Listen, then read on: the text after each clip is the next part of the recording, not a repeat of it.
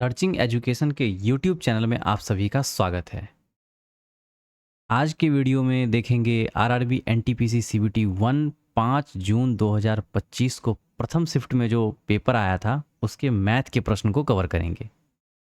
पहला प्रश्न है, सलील का वेतन पहले 15% घटाया गया और बाद में 10% बढ़ा दिया गया। उसका अंतिम वेतन उसके शुरुआती वेतन की तुलना में कितने प्रतिशत कम था? तो आइए देखते हैं। 15%, 3, 20, 20 से कितना हो गया? 15% घटाया गया है तो 20 से हो गया 17। फिर 10% बढ़ा दिया गया यानी कि 10%, 1/10, तो 10 से हो गया 11। अब इनको कैलकुलेट कर लीजिए। 20 को 10 से मल्टीप्लाई करेंगे 200, और 17 एकम 17 और एक 18। कितना घट रहा है? 13 घट रहा है। किस पे? 200 पे। कैलकुलेट कर लीजिए तो ये आ जाएगा 6.5%। इस क्वेश्चन का आंसर हो जाएगा ऑप्शन बी, 6.5%। अगला प्रश्न देखते हैं। राहुल की आयु, देखिए क्वेश्चन के नंबर थोड़े से आगे पीछे हो सकते हैं। वैसे इस सेट में 30 प्रश्न जो पूछे गए मैथ से, वो 30 के 30 इस वीडियो में कवर कराए जाएंगे। और एक चीज़ का ध्यान रखिएगा, मेरे सॉल्व करने से पहले आप खुद से एक बार अटेम्प्ट लीजिए। वीडियो को पॉज कर लीजिए और पॉज करके खुद से कैलकुलेट कीजिए, खुद से सॉल्व कीजिए जो आपसे सॉल्व हो पा रहा है या नहीं हो पा रहा है।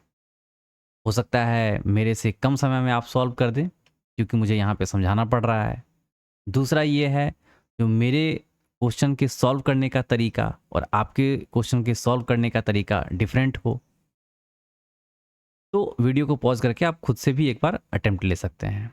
नेक्स्ट है, राहुल की आयु उसकी पुत्री की आयु से 3 गुना है। अब देखिए, राहुल की आयु है और उसकी पुत्री की आयु। पुत्री की आयु x, तो राहुल की आयु 3x। अब से 8 वर्ष बाद किसकी आयु? उसकी आयु, यानी कि राहुल की आयु अब से 8 वर्ष बाद उसकी पुत्री की आयु के दुगुने से 5 वर्ष अधिक है। यानी कि उसकी पुत्री की भी 8 वर्ष बाद से दुगुने से कितना अधिक है? 5 वर्ष अधिक है। तो यहाँ से x का वैल्यू निकल के आ जाएगा 3x, 2x, x प्लस 8 जो ब्रैकेट के अंदर में है, इसे ओपन करेंगे तो 2 से मल्टीप्लाई करेंगे तो 2x आ जाएगा। 3x minus 2x is equal to x is equal to 8 दूनी 16, और 16 में 5 जोड़ेंगे तो 16 4 20 21, और ये 8 प्लस है तो उधर जा करके माइनस में आ जाएगा। तो x का वैल्यू क्या निकल के आएगा? 13। अब इस 13 को इस राहुल की जो वर्तमान आयु है इससे मल्टीप्लाई कर देंगे तो 3 गुने 13 इज इक्वल टू क्या हो जाएगा?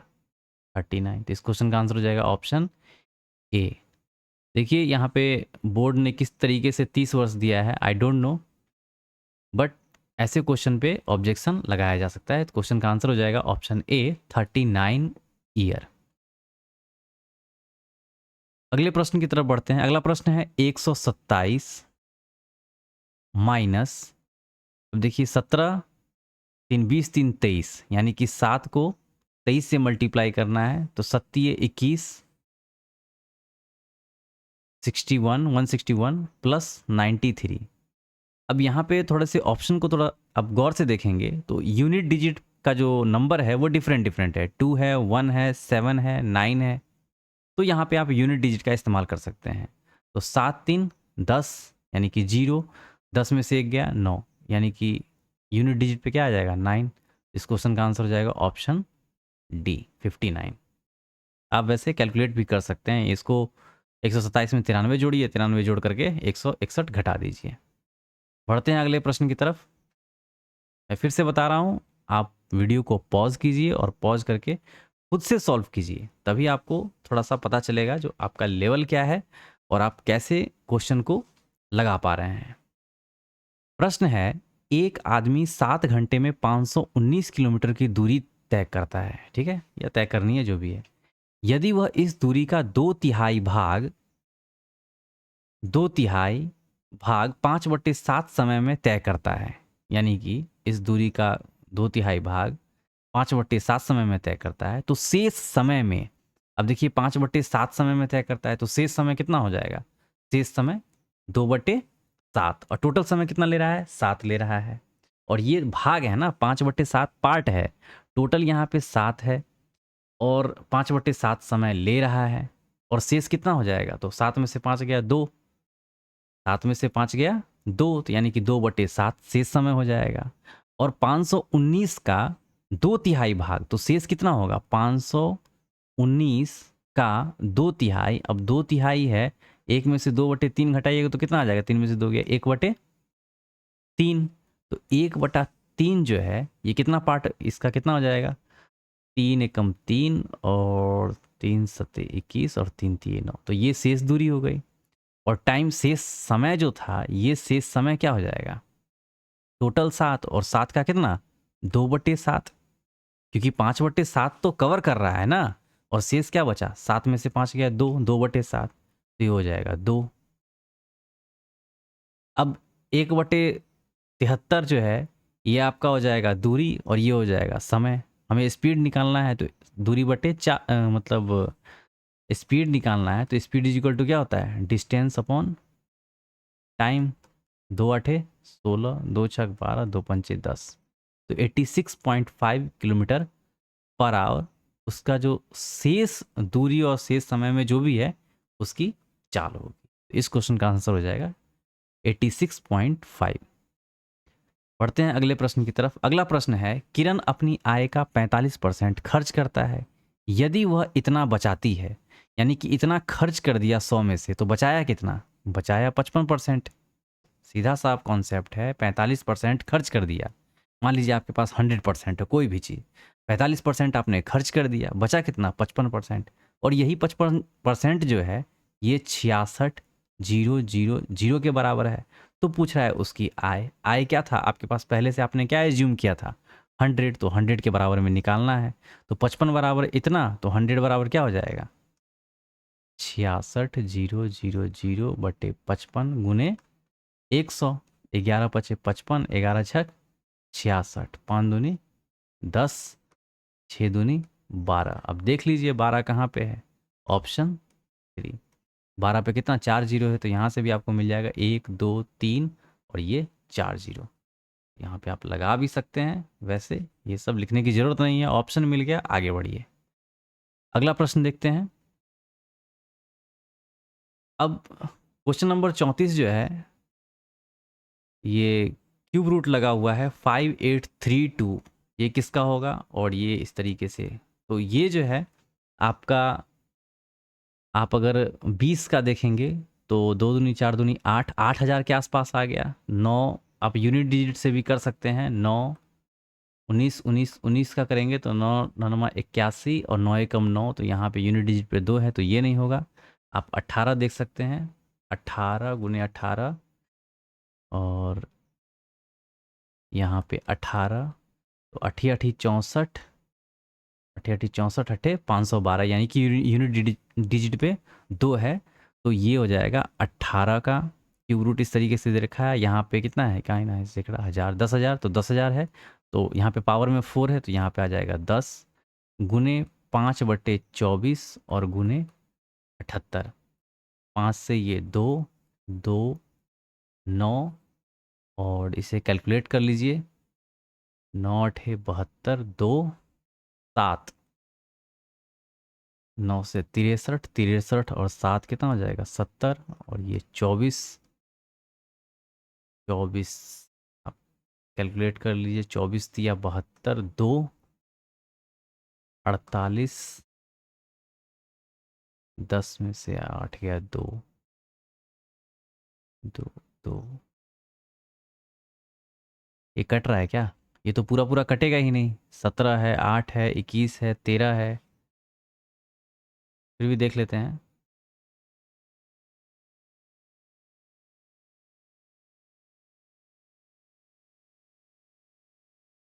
तो ये इसका आंसर जो आ रहा है 29 आ रहा है। तो ये भी प्रश्न जो है कह सकते हैं कि इस पे भी ऑब्जेक्शन लगाया जा सकता है, पता नहीं किस तरीके से यहाँ पे 13 आंसर दे रखा है, जबकि ये मतलब दूर दूर तक यहाँ पे इसका कुछ नहीं बन रहा है। अगर डेसिमल में भी होता है या जो भी है, क्योंकि यहाँ पे पूरा पूरा कट नहीं रहा है और डेसिमल में आंसर आएगा, तो यहाँ 29 है और आंसर दे रखा है 13। पता नहीं कैसे इस क्वेश्चन पे आप ऑब्जेक्शन लगा सकते हैं।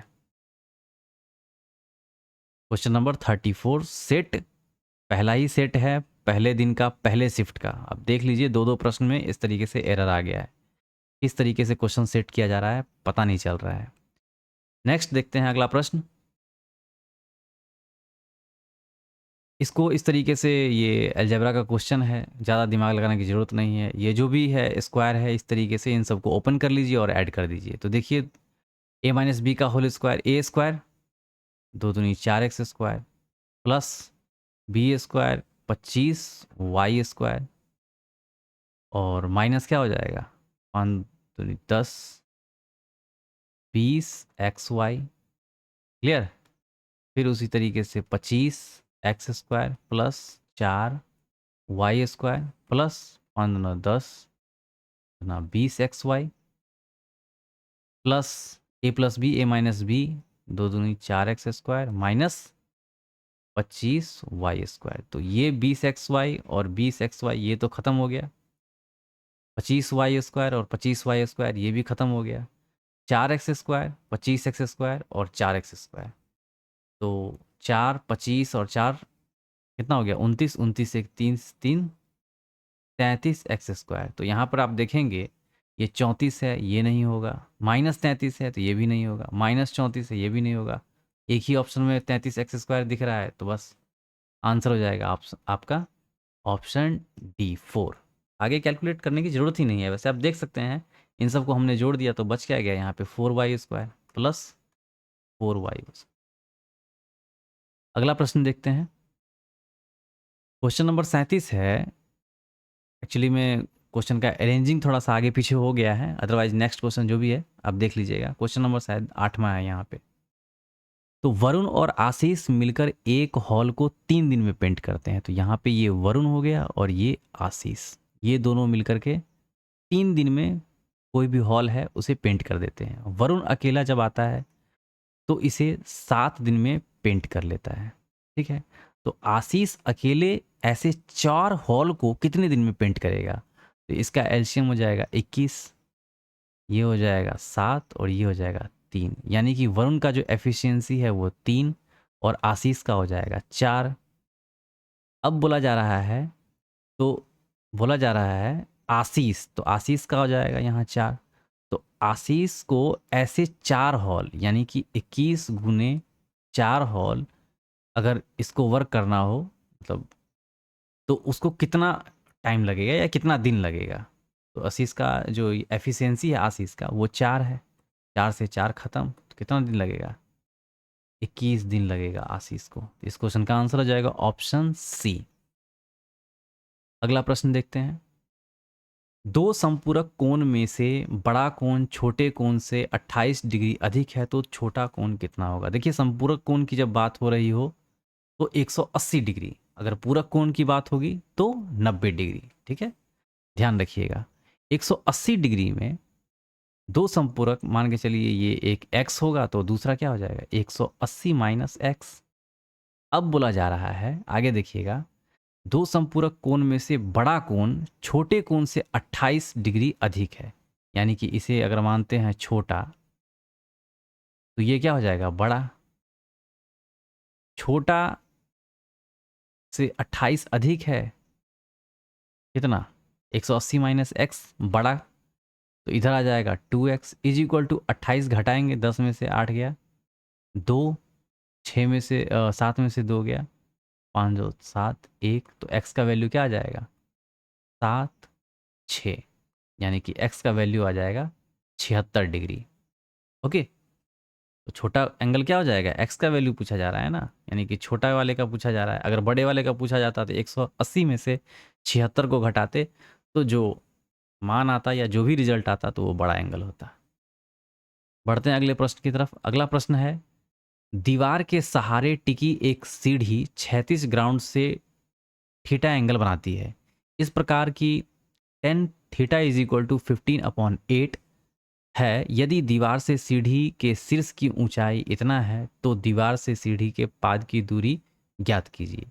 तो इस तरीके से जब हाइट एंड डिस्टेंस का क्वेश्चन सॉल्व होता है तो इस तरीके से लिखते हैं, टेन थीटा की बात हो रही है तो यहाँ पे होगा लंब और ये हो जाएगा आधार। तो आप सीधा सीधा देखेंगे 8, 15 और ये 17, यानी कि एक ट्रिपलेट बना रहा है 8, 15, 17 का।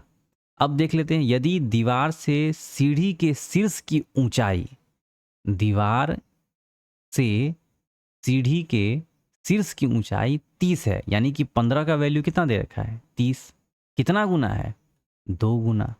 तो दीवार से सीढ़ी के पार, ये सीढ़ी है और ये दीवार, यानी कि इन दोनों का अगर पॉइंट, पाद का मतलब क्या हो गया बेस, तो इन दोनों का डिस्टेंस क्या होगा। तो देखिए ये 15 का 2 गुना 30 है, तो 8 का 2 गुना कितना हो जाएगा 16। तो सीधा सा प्रश्न था, बिल्कुल आसान सा। अगर आपने ट्रिगोनोमेट्री लगा रखा है तो ये ऐसे प्रश्न जो है एकदम बिल्कुल आसान से होते हैं। ट्रिपलेट आपको याद करना होता है, तभी आप ऐसे क्वेश्चन को कम समय में कर पाएंगे। अब अगले प्रश्न की तरफ बढ़ते हैं। अगला प्रश्न है, किसी आंकड़ा समुच्चय का बहुलक और माध्य का क्रमशः इतना और इतना है, आंकड़ा समुच्चय का माध्य क्या होगा। अब देखिए इसका जो फॉर्मूला होता है, mode is equal to 3m-2a, ये फॉर्मूला आपको याद रखना होगा। नहीं याद है तो आप लिख लीजिए। बहुलक, माध्यिका और माध्य जब किसी तीन में से किसी दो का वैल्यू दे रखा हो तो आप तीसरा आसानी से निकाल पाएंगे। तो देखिए यहाँ पे मोड दे रखा है, कितना दे रखा है 28.4 इज इक्वल टू 3 इंटू माध्यिका कितना दे रखा है 88, और आपको निकालना है माध्य, यानी कि 2 इंटू ए, यानी कि ए का वैल्यू आपको निकालना है। अब 2a क्योंकि माइनस में है, इसको इधर लिखेंगे तो ये प्लस में आ जाएगा। 8 तरीक 24 और 24 25 26 264 हो गया। 28.4 क्या करेंगे इसमें से माइनस करेंगे, 6, 13 में से 8 5 13 और इधर 5 2 3 2 5 और इधर हो गया आपका 2, इसमें 2 से डिवाइड करेंगे, 2 एकम 2, 2 एकम 2, 2 7 14 और ये हो जाएगा 2 8 16, यानी कि 117.8। इस प्रश्न का आंसर हो जाएगा ऑप्शन ए का वैल्यू निकालना है। 2 से क्यों डिवाइड किए, क्योंकि यहाँ पर में क्या है ना 2 मल्टीप्लाई में है, बराबर के राइट हैंड साइड में जाएगा तो 2 क्या आ जाएगा नीचे डिवाइड में। अगला प्रश्न देखते हैं। अगला प्रश्न है, एक गोले का पृष्ठीय क्षेत्रफल ज्ञात कीजिए जिसका व्यास जो है कितना है 98 सेंटीमीटर के बराबर में है। तो गोले का जो पृष्ठ क्षेत्रफल होता है वो क्या होता है 4 pi R square 22/7 into R square. तो यहाँ पे व्यास दे रखा है 2 चौके 8, 2 नवा 18, क्योंकि आर है तो आर स्क्वायर 49 इंटू 49, तो 7 7 49। तो ये कुछ इस तरीके से आ गया। अब देखिएगा तो यहाँ पे 22 है, ठीक है ना, तो सीधा सीधा दिख रहा है जो ये 11 का मल्टीपल है। तो आप ऑप्शन चेक कर सकते हैं, जो 11 का मल्टीपल होगा वही इसका आंसर होगा। तो देखिए 11 का मल्टीपल का ये जो 11 का जो डिविजिबिलिटी होता है उसको टेस्ट करने का क्या तरीका होता है, एक एक छोड़ करके और दोनों का डिफरेंस या एडिशन जो भी है 11 से डिविजिबल होना चाहिए। तो 3 1 4 और 4 8, 8 प्लस 0 8, 8 8 में से 8 गया 0, यानी कि ये 11 का मल्टीपल है। तो ये क्या हो जाएगा आपका पहला ही इस क्वेश्चन का आंसर हो जाएगा। क्योंकि यहाँ पे टिक लगा रखा है इसलिए ये जल्दी निकल के आ गया। तो आगे वाला भी चेक कर लेते हैं, देख लेते हैं क्या ये भी 11 का मल्टीपल है। तो 3 2 5 5 4 9, 9 प्लस 0 ये भी 11 का मल्टीपल है। क्योंकि यहाँ पे बोर्ड के द्वारा आंसर ऑलरेडी दिया हुआ है पहला, क्योंकि पहला लगा इसलिए हमने लगा दिया। लेकिन अब यहाँ पे जब आप सॉल्व कर रहे होंगे तब आपको चेक करना होगा। तो चेक कैसे करेंगे, अगला भी देख लेते हैं, क्या ये भी 11 का मल्टीपल है। अगर सारे के सारे 11 के मल्टीपल होंगे तो और कॉम्प्लिकेटेड हो जाएगा, तब तो आपको यहाँ पे मल्टीप्लाई करना ही पड़ेगा। 2 और 2 4, 4 6 10, 9 5 14, तो ये तो नहीं होगा, सीधा सीधा है। 3 2 5, 5 4 9, 8 3 11, ये भी नहीं होगा। यानी कि अब 50-50 वाला खेला हो गया। तो 3 2 5 4 9 अब मल्टीप्लाई ही कर लेते हैं। ज़्यादा दिमाग लगाने की ज़रूरत नहीं। यहाँ पे देखिए 88 इंटू 7, ये कितना आ रहा है? 88 इंटू 7, 6, 8 7 56, 6 5, 8 7 56, 4 60, 1 61, 616, 49 से मल्टीप्लाई करेंगे। न 6 1 54, 4 5 9 1 9, 5 14 का 4, हाथ में 1, न 6 1 9 6 4 4 5 9 1 9, 9 5 14 का 4, हाथ में 1, न 6 1 54 1, 55 हो जाएगा, और 6 चौक 24। आगे बढ़ने की ज़रूरत ही नहीं है क्योंकि ये 4 है और 4 4 8, 84। देखिए 84 किसका आ रहा है, इसी दोनों में से किसी एक में चेक करना है, तो 84 इसका आ रहा है, तो ऑप्शन आपका ए आंसर हो जाएगा। तो ऐसे प्रश्न थोड़े से कैलकुलेटिव हो सकते हैं, बस थोड़ा सा ध्यान रखिएगा। ये 11 का अगर मल्टीपल होता, क्योंकि जैसा कि है दे रखा है इसमें, तो ये थोड़ा सा आसान हो सकता था, लेकिन यहाँ पे दो दो 11 के मल्टीपल हैं, तो थोड़ा सा कैलकुलेटिव हो गया ये प्रश्न। ऐसे प्रश्न को थोड़ा सा ध्यान से कवर कीजिएगा। अगला प्रश्न देखते हैं। अगला प्रश्न है प्रेक्षण इतना इतना इतना और इतना की माध्यिका। पहले तो यहाँ पे जितने भी डाटा दे रखा है उनको कैलकुलेट कीजिए। 1 2 3 4 5 6 7 8 9 10 11। तो इतना तो तय हो गया, 5 इधर होगा 5 इधर होगा, ठीक है। 5 5 10, और जो सेंटर में होगा वही हमारा क्या हो जाएगा, माध्यिका होगा। तो मतलब क्या करते हैं ना, कम से ज़्यादा की ओर बढ़ते हैं। तो देखते हैं यहाँ पे सबसे कम है 11, उसके बाद 18, 11 18, उसके बाद 27, 27 के बाद 30, 30 के बाद 34, 2 2 4 1 4, 2 2 4 1 5 हो गया है। अब ये जो छठा होगा यही हमारा माध्यिका होगा। तो 34 के बाद यहाँ पे 35 दिख रहा है, तो यही क्या हो जाएगा हमारा माध्यिका। तो बिना पेन चलाए भी आप इस क्वेश्चन को सॉल्व कर सकते थे। अगला प्रश्न देखते हैं। इतना इतना का x का वैल्यू निकालना है, तो 7.5 upon 19.5 is equal to 16 upon x। ये पॉइंट पॉइंट खत्म। x का वैल्यू क्या हो जाएगा, 16 गुने 195 अपॉन 75। तो 5 15 25 75, 5 दिए 15, 5 45। तो यहाँ पे देखते हैं 3 5 15 और 3 एकम 3, 3 तिहाई 9। कैलकुलेट करके आप 5 से डिवाइड कर लीजिए। 16 3 48, 8 4, 16 एकम 16 4 20, 5 5 चौके 20, 5 एकम 5 और 5 छके 30, 41.6 इस प्रश्न का आंसर हो जाएगा। अगला प्रश्न देखते हैं। अगला प्रश्न है, एक धनराशि पर 16% वार्षिक ब्याज की दर से साधारण ब्याज और वार्षिक रूप से संयोजित चक्रवृद्धि ब्याज के बीच का जो अंतर है 797 है, वह धनराशि ज्ञात कीजिए। देखिए ये भी प्रश्न जो है, इस प्रश्न पे आप ऑब्जेक्शन लगा सकते हैं। क्यों लगा सकते हैं, तो देखिए यहाँ पे जो अंतर दे रखा है वो भी सही है, धनराशि उसका ब्याज क्या है तो ये भी सही है, बट कितने वर्ष का डिफरेंस है, 2 वर्ष का, 3 वर्ष का, कितने वर्ष का, ये तो दे नहीं रखा है ना। तो ऐसे प्रश्न को आप ऑब्जेक्शन में डाल सकते हैं। अगर 2 वर्ष का होता तो डिफरेंस, 2 वर्ष का डिफरेंस का फॉर्मूला क्या होता है, P into R square upon 100 का होल स्क्वायर। अगर ये तो हो गया 2 वर्ष के लिए, अगर 3 वर्ष का दे रखा होता,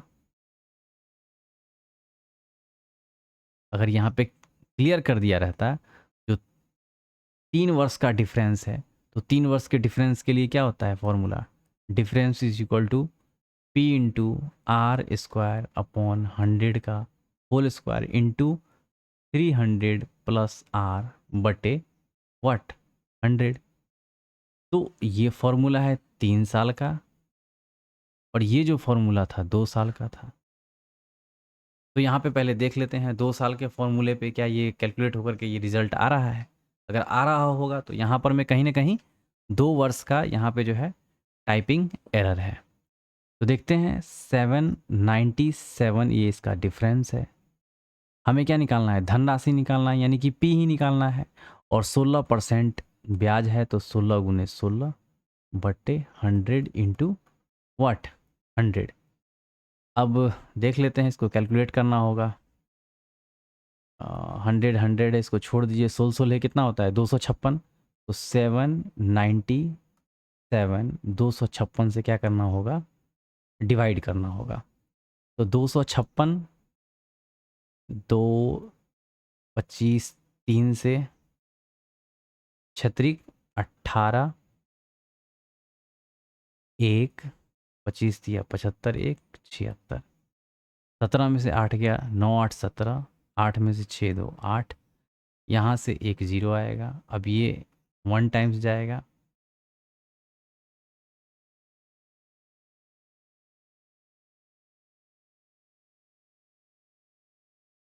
256 4 3, फिर एक जीरो आएगा, क्योंकि ऑलरेडी यहाँ पे 4 जीरो है ना, तो उसको लिख ही लीजिए आप। एक एक करके सॉल्व कर लेंगे, क्योंकि आंसर भी कुछ इस तरीके से है, 5 डिजिट में आंसर है, तो ये सब जीरो का इस्तेमाल होगा कहीं ना कहीं। ये भी आ जाएगा 311। अब आप गौर करेंगे यहाँ पे, अगर आप ऑप्शन को पिक करेंगे तो आप देखेंगे इसका जो आंसर है वो एकदम बिल्कुल 3111 311 311 311, तो कैलकुलेट करना ही पड़ेगा आपको। 311 इस तरीके से करेंगे, 256 मल्टीप्लाई 1, तो 256 आ जाएगा, 4 हो जाएगा, और यहाँ पे क्या हो जाएगा 13 में से 8 5 13, फिर जीरो। अब यहाँ पे कितना टाइम्स जाएगा, 25 दिया 75, तो यहाँ पे 3। अब आप देखेंगे तो 3113 फिर 2 में फंस रहा है, तो फिर आपको कैलकुलेट करना ही पड़ेगा। 3 टाइम्स 7 6 8, जैसा कि कैलकुलेट किया गया था। 10 में से 8 गया 2, और 13 में से 7 6 13, जीरो उतारेंगे ऊपर से। अब यहाँ पे आप देख लीजिए 25 दिया 75, तो यहाँ हो जाएगा 2। यहाँ आप देखेंगे तो क्वेश्चन में बोला जा रहा है वह धनराशि निकटतम पूर्णांक तक पूर्णांकित ज्ञात कीजिए। तो देखिए यहाँ पे जो लास्ट में आएगा, क्योंकि 3 टाइम्स जब हम ले रहे हैं तो 768 आ रहा है, तो हमें 2 टाइम्स लेना होगा, 2 टाइम्स लेना होगा। और क्योंकि यहाँ नियरेस्ट वैल्यू में 3 3 दे रखा है, क्योंकि लास्ट में क्या है, लास्ट में तो हमारा क्या आ रहा है, लास्ट में तो 3 आ ही रहा है, 3113, और लास्ट में 2 आ रहा है, तो लास्ट वाले से पहले 3 है यहाँ पे, और लास्ट में क्या है 2 आ रहा है, तो नियरेस्ट वैल्यू हमारा क्या हो जाएगा, यही होगा। इस क्वेश्चन का आंसर हो जाएगा ऑप्शन बी। अगला प्रश्न देखते हैं।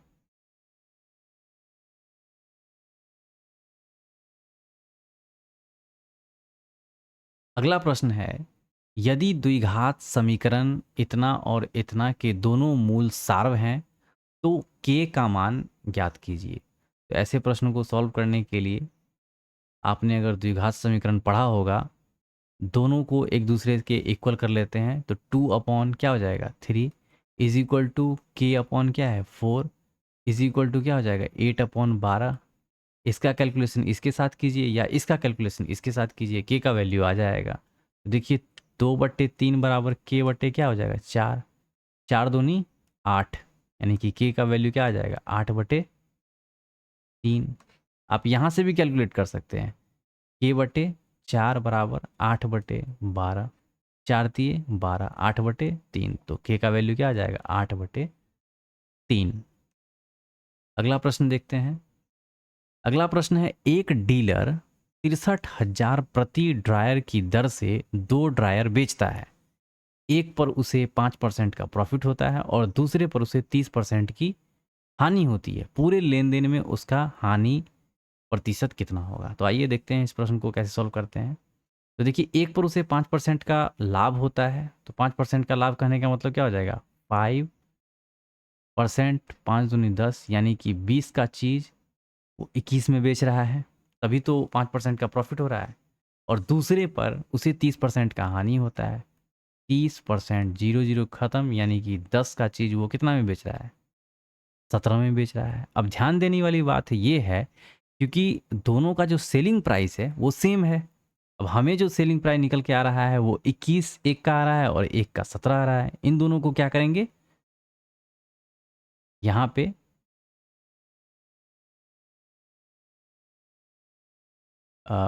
63,000 प्रति डायर की दर से बेचता है। यहाँ पे 21 हो गया और ये हो जाएगा 17।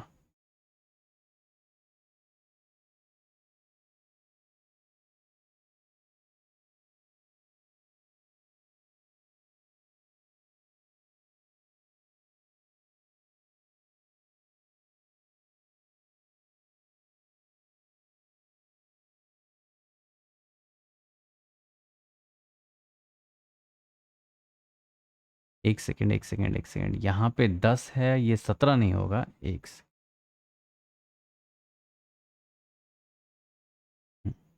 10 है, 10 में यहाँ पे 3 घटेगा ना, तो 3 घटेगा तो कितना आ जाएगा? 7 आ जाएगा।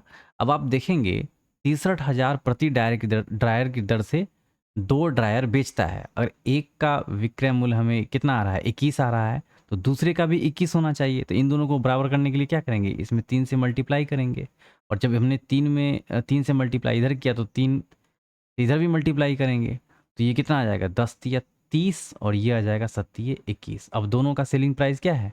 बराबर है। और ये कितना आ गया? 30 और 20, क्रय मूल्य जो हो गया इसका कितना आ गया? 50 आ गया। विक्रय मूल्य कितना है? 21 दूना 42। कितना का डिफरेंस है? 8 का डिफरेंस है। किस पे? 50 पे, है ना? तो हानि पूछ रहा है ना, और परसेंटेज निकालना है, तो 50 दूनी 100, 8 दूनी 16% का क्या हो जाएगा? पूरे लेन देन में उसे लॉस होगा। ये 63,000 तो बिल्कुल इसका तो इस्तेमाल ही नहीं करना है, इसकी तो ज़रूरत ही नहीं है। इस क्वेश्चन का आंसर हो जाएगा ऑप्शन बी, 16%। अगला प्रश्न देखते हैं। 3/8, 1/8, 8, 5/16 प्लस 2/8 माइनस 2 का वैल्यू निकालना है। तो देखिए 8 8 यहाँ पे दे रखा है, 16 दे रखा है, तो 8 8 8 8 वाले का तो इजीली कैलकुलेट हो जाएगा। 8 एलसीएम होगा, 3 1 4, 4 दूनी 8, यानी कि इसका हो जाएगा 1/2 प्लस 5/16 प्लस 2/8 माइनस 2। इन सब को कैलकुलेट करेंगे तो ये हो जाएगा 16, 8 प्लस 5 प्लस 4 माइनस 2 है, तो 8 5 13, 13 4 17/16 माइनस 2। 16 दूना 32, 32 में से 17 गया, तो 32 में से 17 गया, घटा लीजिए। 32 में से 17, 12 में से 7 5, 12, 2 में से 1 गया 1। देख लीजिए 15 न्यूमरेटर किसका है? 21 है, 23 है, 15 है। तो क्वेश्चन का आंसर हो जाएगा ऑप्शन सी। ये समझ में आया ना? क्योंकि देखिए 17 में से 32 घटाना है तो वैल्यू आपका माइनस में ही आएगा। नेक्स्ट अगला प्रश्न देखते हैं। जब इतना इतना और इतना में प्रत्येक में x जोड़ा जाता है तो इस क्रम में प्राप्त संख्याएं समानुपात में होती हैं। तो यदि इतना इतना ये समानुपात में दिया हुआ है और y इज ग्रेटर देन 0 है, तो y का वैल्यू कितना होगा? तो देखिए ऐसे प्रश्नों को किस तरीके से सॉल्व करते हैं। देखिए यहाँ पे 30 है, 15 है, 21 है और 11 है। यहाँ से आपको x का वैल्यू मिलेगा। तो इन दोनों का डिफरेंस जो है वो कितना है? 15 है। इन दोनों का डिफरेंस कितना है? तो ये 11, 10, 21 यानी कि 10 है। अब इसका रेशियो निकाल लीजिए। 5 तिया 15 और 5 दूनी 10। अब ये जो 3 है ना, ये जो 3 है, राइट हैंड साइड वाले के पहले वाले के साथ मल्टीप्लाई कर दीजिए, और ये जो 30 है, ये जो अगला 2 वाला 2 दिख रहा है, इसको पहले वाले टर्म से मल्टीप्लाई कर दीजिए। तो 30 दूनी कितना हो गया? 60, 21 तिया 63। इन दोनों को घटा लीजिए। घटाने के बाद क्या हो जाएगा? घटाने के बाद क्या मिला हमें? -3 मिला। और इन दोनों के डिफरेंस जो भी आएगा उससे डिवाइड कर दीजिए। ये चीज़ समझ में आ रहा है? बहुत ही बढ़िया कॉन्सेप्ट है, आप ध्यान दीजिएगा। 30, 15, 21, 11 है, इन दोनों का डिफरेंस हमने ले लिया, इन दोनों का डिफरेंस ले लिया और फिर से इसे रेशियो में कन्वर्ट कर दिया। अब रेशियो में जो कन्वर्ट किए, इसका जो डिफरेंट होगा, अब पहले तो 30 पहले वाले टर्म को ये जो सेकंड वाला है इससे मल्टीप्लाई करेंगे, उसे लिखेंगे। फिर उसके बाद 21 में 3 से मल्टीप्लाई करेंगे, यानी कि सेकंड वाला पार्ट जो है उसके पहले वाले पार्ट से यहाँ से मल्टीप्लाई करेंगे, 63 आएगा। इन दोनों का डिफरेंस हो जाएगा -3, 60 में से 63 घटाना है। और इन दोनों का जो भी डिफरेंस है, यानी कि एक डिफरेंस है, तो उस एक को यहाँ लिख करके उसे डिवाइड करेंगे। तो यहाँ पर मैं आपका आ जाएगा -3। ये क्या है? ये x का वैल्यू निकल के आया और यही x का वैल्यू हमें कहाँ रखना है? यहाँ रखना है। तो देखिए 6 त्रिक 18, यानी कि ये -18 हो गया। अपॉन में क्या है? y is equal to Y upon, देखिए यहाँ पे x का वैल्यू -3 है, तो -3 इंटू 3 इज इक्वल टू -9, और -9 यानी कि कितना आ जाएगा? -18। तो वाई स्क्वायर का वैल्यू जो है -18 गुने 18, -18 कितना हो जाएगा? 18 18 ये 324। और जब y का वैल्यू निकालेंगे तो ये कितना आ जाएगा? 18 आ जाएगा। इस क्वेश्चन का आंसर हो जाएगा ऑप्शन ए, 18। अगला प्रश्न देखते हैं। यदि दो संख्याओं का अनुपात 5:3 है, यानी कि एक संख्या x है और दूसरा क्या है? 3x है, उनके एलसीएम तथा एचसीएफ का गुणनफल इतना है। तो एलसीएम दो संख्या अगर ये है तो एलसीएम क्या हो जाएगा? 5 या 15x, और एचसीएफ क्या हो जाएगा? जो दोनों में है वो, यानी कि x। अब बोला जा रहा है इन दोनों का जो गुणनफल है, यानी कि 15x² is equal to 15x को और x को मल्टीप्लाई करेंगे, वो आ जाएगा 130, 135। तो एक्स स्क्वायर का वैल्यू कितना आ जाएगा? 9, एक्स का वैल्यू 3। अब इन दोनों में रख दीजिए, 15 तिया 45, और ये तो 3 ही रहेगा। अब क्या कह रहा है? एलसीएम तथा एचसीएफ के वृत्त क्रमों का योगफल, यानी कि 1/45 प्लस 1/3, इन दोनों को सॉल्व करना है। तो ये हो जाएगा आपका 45। आप देख लीजिए डिनोमिनेटर में 45 किसका है? तो एक ही प्रश्न का है, यहाँ पर एक ही ऑप्शन में दिख रहा है 45। तो आप यहाँ से भी इस तरीके से लिख सकते हैं, अदरवाइज आप कैलकुलेट भी कर सकते हैं। 1 + 15 या 45, 15 एकम 15, 15 + 1 = 16/45। तो इस क्वेश्चन का ये प्रोसेस है। नेक्स्ट अगला प्रश्न है, दो संपूरक, आई थिंक इस तरीके का क्वेश्चन एक और था, तो आप देख लेंगे। देख रहे हैं एक ही शिफ्ट में एक ही टाइप के दो दो प्रश्न को पूछा जा रहा है। तो संपूरक कोण की बात हो रही है, तो 180, एक हमारा x है तो दूसरा क्या हो जाएगा? 180 - x। तो कह रहा है बड़ा कोण छोटे कोण से 50 अधिक है, यानी कि x + 50 is equal to 180 - x। इधर आ जाएगा x, तो ये हो जाएगा 2x, 180 में से 50 गया 130, x का वैल्यू क्या आ जाएगा? 65, यानी कि 65 दूना 130। तो इस क्वेश्चन का आंसर हो जाएगा ऑप्शन 4। नेक्स्ट अगला प्रश्न देखते हैं। 22वां प्रश्न है ये, खैर नंबर 88 है। यदि ईश्वर नाव से धारा के विपरीत दिशा में 42 घंटे में इतना किलोमीटर की दूरी तय करता है और उसे धारा की दिशा में इस दूरी के लिए 15 घंटे लगते हैं, तो धारा की चाल। तो देखिए बोट प्लस धारा की विपरीत दिशा में ना, तो b - w is equal to क्या हो जाएगा? दूरी बटे चाल, दूरी बटे समय, क्योंकि स्पीड निकालना है। 721 बटे क्या हो जाएगा? 42। और उसे धारा की दिशा में, यानी कि b + w, b बोट है ना, और ये w क्या है? वाटर है। ध्यान रखिएगा, धारा की दिशा में यही दूरी जो है 721 कितना घंटा लगाता है? 15 घंटा लगाता है। इसको कैलकुलेट कर लीजिए। तो हमें ये धारा की चाल निकालना है। ये क्या है? वाटर, वाटर क्या है? धारा है।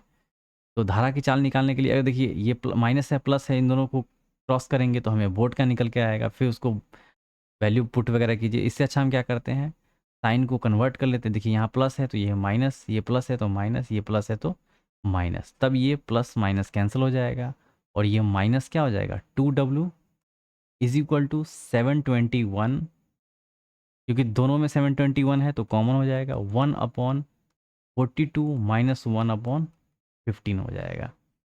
अब आगे देख लेते हैं इस तरीके से। आगे कैलकुलेट करेंगे तो 721 इंटू 42 और 15 का एलसीएम हो जाएगा 3, 3 × 4 = 42 और 3 × 5 = 15, 5 × 15 और देख लेते हैं 3 3 × 5 = 15। अब तो नहीं जा रहा है, 5 × 15 = 60, 0 6 15 × 15 15 5 20 1 यानी कि 210 आ रहा है। अब 42 पंचे यानी कि ये 5 आ गया, माइनस 15, 5 × 15 ये हो जाएगा 14। ठीक है, अब यहाँ से आप कैलकुलेट कर लीजिए तो ये आपका 210, 7 2 9 1 10, ये किससे जा रहा है, 3 से जा रहा है क्या, 3 दूनी 6, नहीं 7, 7 तिये 21, 7 एकम 7, 0 7 तिये 21, तो 103/30 और ये हो जाएगा आपका -9, -9। और यहाँ पर -2 है तो माइनस माइनस तो खैर कैंसिल ही हो जाएगा। और W का वैल्यू जो निकल के आएगा वो क्या निकल के आया देख लेते हैं। W का जो वैल्यू निकल के आएगा 103,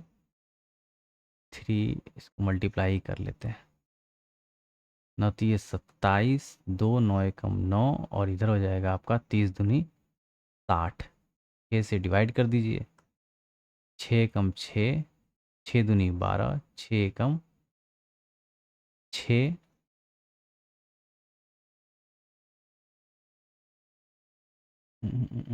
एक सेकेंड, 6 एकम 6, 3 9 होगा ना, 6 पंचे 30, 2 और 6 चौक 24 और 6 पंचे 30, यानी कि वाटर का जो यानी कि धारा का जो वेग होगा, स्पीड होगा, वो कितना हो जाएगा 154.5। ये देख लेते हैं 150, एक सेकेंड यहाँ, क्योंकि यहाँ पे 10 से डिवाइड भी करना है तो ये डेसिमल जो है यहाँ पर में, ये डेसिमल जो है ये यहाँ पे आ जाएगा, यहाँ से हट के यहाँ आ जाएगा, तो 15.45 इस क्वेश्चन का आंसर हो जाएगा।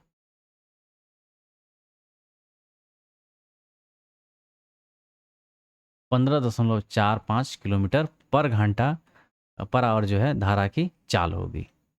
नेक्स्ट, एक कक्षा में 30 विद्यार्थियों ने एक परीक्षा दी, ठीक है, 12 विद्यार्थियों का औसत स्कोर इतना है, तो टोटल कितना हो जाएगा, 12 छक 72 यानी कि 720, और बाकी विद्यार्थी तो 12, 30 30 में से 12 गया 18, 18 और 62, 18 दूना 36, 6 3 18 छक 78 से 108 और 3 111, इन सबको जोड़ दीजिए, 6 2 1 3 7 1 8 1, इस तरीके से 30 विद्यार्थियों का बोला जा रहा है। तो 3 छक 18, 3 एकम 3, 3 दूना 6, कट गया, 10 से डिवाइड करना है तो 61.2 क्या हो जाएगा, कक्षा का औसत स्कोर। नेक्स्ट अगला प्रश्न देखते हैं। अगला प्रश्न है, पाइप ए एक टैंक को 18 मिनट में भरता है, एक है जो 18 मिनट में भर रहा है तो प्लस, जबकि पाइप बी पूरी तरह से भरे टैंक को 20 मिनट में खाली करता है, यानी कि 20 ये खाली करता है। तो शुरू में पाइप ए को खोला जाता है और 6 मिनट बाद पाइप बी को खोल दिया जाता है, कितने समय में शेष टैंक को पूरी तरह भर लिया जाएगा। तो 20 और 18 का जो एलसीएम होगा वो कितना होगा, तो आप देखेंगे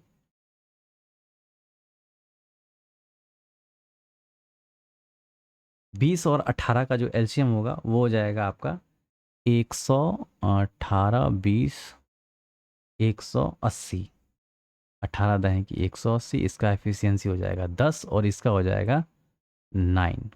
अब आप देखेंगे तो ए को खोला जाता है और 6 मिनट बाद पाइप बी को भी खोला जाता है, तो 6 मिनट में ये कितना काम कर लेगा, 10 छक 60, यानी कि ये 60 करके निकल गया, तो बचा कितना, 120। अब 120 जो है कह रहा है कितने समय में शेष टैंक को भर लिया जाएगा। यह भर रहा है, ये खाली कर रहा है, 10 में से 9 गया एक, एक से डिवाइड करेंगे यानी कितना हो जाएगा, 120 मिनटों में जो है शेष टैंक को पूरी तरह से भर लिया जाएगा। अगला प्रश्न देखते हैं, यदि x और 338 के बीच माध्यानुपात इतना है, यानी कि 260 का वैल्यू जो है अंडर रूट क्या है, x इंटू 338, यही तो होता है माध्यानुपात। क्या होता है माध्यानुपात, बराबर होता है अंडर रूट ए बी। तो हमने ए एक्स यहाँ पे दिया हुआ है और 338 दिया हुआ है। अब रूट हटाएंगे तो 260 इंटू 260, रूट हटाएंगे यहाँ पे स्क्वायर, रूट खत्म, इधर स्क्वायर करेंगे तो इसको 2 बार लिखना होगा, और 338 से डिवाइड करेंगे तो हमें x का वैल्यू निकल के आएगा। अब आप देखेंगे तो यहाँ पे 26 है, 13, 13 का देखिए, 13 का कोई मल्टीपल है क्या, 13 दूनी 26, 4 13 छः 78, और 13 दूनी 26, 26 एकम 26, तो x का वैल्यू क्या आ जाएगा 200। तो इस क्वेश्चन का आंसर हो जाएगा ऑप्शन ए 200। नेक्स्ट अगला प्रश्न देखते हैं, वह अवधि ज्ञात कीजिए जिसमें इतना की धनराशि 4% वार्षिक ब्याज की दर से इतना हो जाएगी। ये मिश्र धन है और ये क्या है, धनराशि है, तो ब्याज क्या हो जाएगा, एक दूसरे को घटा लीजिए, 0 और ये हो जाएगा 8, और 2 में से 2 गया 0, और 2 में से 1 गया 1, बराबर क्या हो जाएगा 1200। तो हमें कैलकुलेट करना है ना, टाइम टाइम कैलकुलेट करना है, तो ये आ जाएगा 1200 नीचे और बराबर 4% और गुने टी, क्योंकि पी जो यहाँ पे पी आर टी होता है, पी को तो हमने नीचे लिख दिया, ये 0 से 0 खत्म, 4 दूनी 8, 2 4 7 28, 27 बटे कितना आ गया 120, 2 7 0 0, ये 100 को इस तरीके से, और यहाँ पर क्या हो जाएगा 0 0 खत्म, 12, 12 दूना 24, 3, 12 दूना 24, 6 0, 12 पंचे 60, तो 22.5 वर्ष इस क्वेश्चन का आंसर हो जाएगा। अगला प्रश्न देखते हैं, एक विक्रेता ने एक में 7 नींबू खरीदे, यानी कि 1 रुपये में जो है क्या कर रहा है 7 नींबू खरीद रहा है, और क्या कर रहा है 75% का लाभ अर्जित करने के लिए 1 रुपये में कितना नींबू बेचना होगा। तो 25 चौके 100, 25 छक्का 150, 25 सत्ते 175, 7 से 7 खत्म, यानी कि 1/4, एक में कितना नींबू बेचेगा, तो 4 इस क्वेश्चन का आंसर हो जाएगा ऑप्शन डी। नेक्स्ट अगला प्रश्न है, पहली 14 पूर्ण संख्याओं का औसत ज्ञात कीजिए। तो यहाँ देखिए बोला जा रहा है पहली 14 पूर्ण संख्याएं, तो पूर्ण संख्याएं जो होती है वो कहाँ से स्टार्ट होती हैं, 0 से, 0 + 1 + 2 + डॉट डॉट डॉट, इसी तरीके से 14 है ना, तो 13 तक ही काउंट करेंगे, क्योंकि यहाँ पे हमारा 0 ऑलरेडी काउंट हो चुका है, तो 14 नहीं लेकर के हम 13 तक लिखेंगे। अब इन सबको ऐड कीजिए, 1 से लेकर के 13 तक का जो सम होता है उसका फॉर्मूला क्या होता है, n इंटू एन प्लस 1/2। तो हम इनको कर लेंगे, 13 गुने 14/2, तो 2 साते 14, 13 सते 91, और 14 का क्या निकालना है, औसत निकालना है, तो 14 से डिवाइड करेंगे, तो 84, 6 1 7, 6 1 7, और यहाँ पे क्या आ जाएगा 7 0, 14 पंचे 70, 1484, 6 1 7 है ना, 7 पे 0 आएगा, और यहाँ पर में 14 पंचे 70, 6.5 इस क्वेश्चन का आंसर हो जाएगा। नेक्स्ट अगले प्रश्न की बात करते हैं, तो चतुर्भुज ए बी सी डी में ए बी 17 है, बी सी 8 है, सी डी 9 है, ए डी 12 है और ए सी इतना है, तो चतुर्भुज का क्षेत्रफल क्या होगा। तो आइए एक चतुर्भुज बनाते हैं ए बी सी डी। तो देखिएगा यहाँ पे इस तरीके से ये चतुर्भुज है,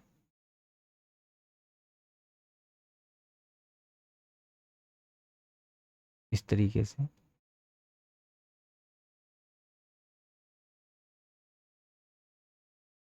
यहाँ इस तरीके से देखिए,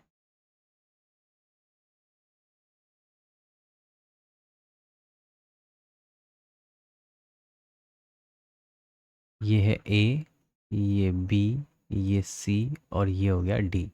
ए बी का जो वैल्यू है ये है 17, बी सी का वैल्यू दे रखा है 8, सी डी का वैल्यू दे रखा है 9 और ए डी का वैल्यू दे रखा है 12 और ए सी का वैल्यू दे रखा है 15, यानी कि ये जो है ये 15 है। तो आप ध्यान देंगे तो 8, 15, 17, 9, 12, 15 ये क्या है, एक ट्रिपलेट है। ट्रिपलेट है तो ये 90 डिग्री का एंगल बना रहा होगा और ये भी 90 डिग्री का एंगल बना रहा होगा, क्योंकि ये ट्रिपलेट है। भले ही आपको ना लग रहा हो, लेकिन ध्यान थोड़ा ठीक ढंग से इसको बनाएंगे आप इस चतुर्भुज को, तो ये कुछ इस तरीके से बनेगा। ये हो जाएगा आधार और ये हो जाएगा लंब और ये इसका कर्ण हो जाएगा। 8, 15, 17 जब ये ट्रिपलेट दे रखा है तभी क्या है, ये एक राइट एंगल ट्राइंगल है और ये 9, 12, 15, तो ये भी एक ट्रिपलेट हो गया और ये भी एक क्या हो गया, राइट एंगल ट्राइंगल। दोनों का क्या करेंगे, दोनों ट्राइंगल का एरिया निकाल करके दोनों को ऐड कर देंगे।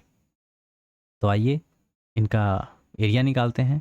1/2 दोनों में होगा 12 नया 108 प्लस 15 ठे 120, 1/2 गुने 100 200, 200 क्या हो जाएगा 28, 2 एकम 2, 2 एकम 2, 2 चौके 8, यानी कि इसका जो ये जो आपका क्षेत्रफल है चतुर्भुज का वो कितना आ जाएगा 114 सेंटीमीटर स्क्वायर। अगला देखते हैं, एक बिस्तर का अंकित मूल्य इतना है जो क्रय मूल्य से इतना अधिक है। तो ऐसे प्रश्नों को सॉल्व करने के लिए अगला है 2% का प्रॉफिट होता है और छूट प्रतिशत ज्ञात करना है। तो देखिए यहाँ पे लिखेंगे CP, उसके बाद SP और यहाँ पे फिर लिखेंगे MP। MP यहाँ ना लिख करके आप MP यहाँ लिख दीजिए, क्योंकि यहाँ क्रय मूल्य से इतना अधिक है तो 30% है ना, तो 30% को आप ऐसे भी लिख सकते हैं। ये 10 है तो ये कितना हो जाएगा 13।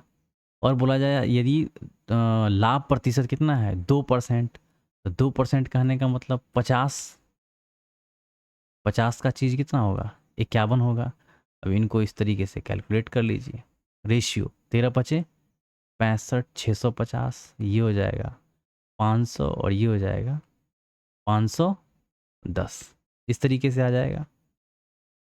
अब यहाँ पे इसको सॉल्व करेंगे तो देखिए यहाँ पे डिस्काउंट बोला जा रहा है ना, यहाँ से आप देखेंगे तो ये डिस्काउंट बोला जा रहा है, जो छूट प्रतिशत ज्ञात कीजिए। तो छूट प्रतिशत कहाँ से, छूट कहाँ से मिलेगा 650 से 510, तो यहाँ से हो जाएगा 0, ये 0 हो जाएगा, 5 में से 1 गया 4, 0, 5 में से गया 4, 6 में से 5 गया 1, यानी कि 140, और ये कितना पे आ रहा है 650 पे आ रहा है और गुने 100, 0 से 0 ख़त्म, ये हो जाएगा आपका 1400, इसमें 65 से आप डिवाइड कर दीजिए तो 65 दूना 130, तो ऐसे ही आ रहा है, ये आ जाएगा 10 0 और 65 एकम 65 आएगा। 21 आप देख लीजिए 21 किसका आ रहा है, तो ऑप्शन सी में ही 21 दे रहा है, तो आगे कैलकुलेट करने की ज़रूरत नहीं है। 21.54 इस क्वेश्चन का आंसर हो जाएगा ऑप्शन 3। ओके, आप आगे भी कैलकुलेट कर सकते हैं। 65, 5, 70, 300, यानी कि ये हो जाएगा आपका 35, 0 हटाइएगा तो 6 पंचे 30, ओके, 50 25 के 5, 2 6 पंचे 30, 2 32, इस तरीके से 25, 0 फिर वही 4 आ जाएगा, 5 चौके 20, 2 6 चौक 6 चौक 24, 25, 26, यानी कि अगर ये 3 आता है तो निकटतम वैल्यू 2 दशमलव स्थानों तक पूर्णांकित करना है, तो यहाँ पे 3 आएगा, तो लोड लेने की ज़रूरत नहीं है। 5 4 5 3 कुछ भी आए तो आपका आंसर हो जाएगा ऑप्शन सी। तो ये लास्ट 30 नंबर का प्रश्न था। आपको सॉल्यूशन कैसा लगा, आपको वीडियो कैसा लगा, एक्सप्लेनेशन कैसा लगा, कमेंट सेक्शन में ज़रूर अपनी प्रतिक्रिया दीजिए। वीडियो में बने रहने के लिए बहुत बहुत धन्यवाद।